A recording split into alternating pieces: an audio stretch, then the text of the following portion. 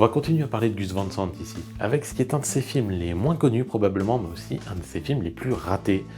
Il s'agit de Even Cowgirls Get the Blues. Un film adapté d'un roman de Tom Robbins, un film avec un casting assez fou mais qui pourtant ne fonctionne pas du tout. Alors il y a quelques petites choses réussies dans le film, on va en parler, mais déjà le pitch en lui-même va vous donner une idée du niveau de la chose.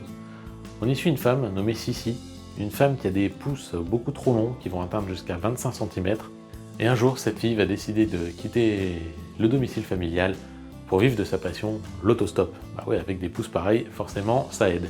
Elle va au passage rencontrer plusieurs personnages et notamment une troupe de cowgirls qui vont l'emmener dans certaines aventures. Puisque finalement le film c'est ça, c'est presque une suite de sketchs, presque je dis, en fait c'est une seule histoire mais qui va amener un personnage d'une histoire à l'autre.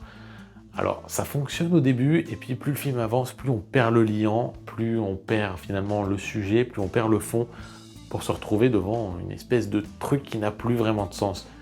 Et pourtant on avait un joli casting dans lequel on retrouve Uma Thurman, on retrouve Keanu Reeves dans un second rôle, on retrouve Ed Begley Jr., Lauren Bracco, Angie Dickinson, Sean Young, entre autres. On va aussi retrouver Grace Zabriskie par exemple.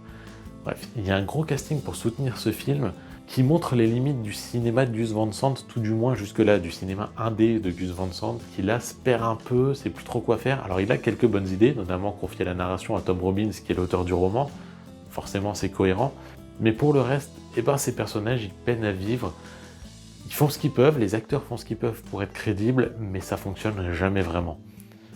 Le film est reconnu comme étant un des ratés du réalisateur, mais il peut être apprécié par certaines personnes malgré tout.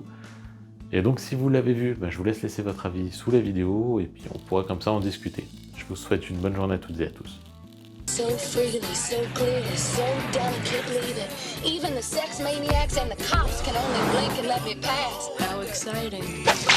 The creators of Drugstore Cowboy and My Own Private Idaho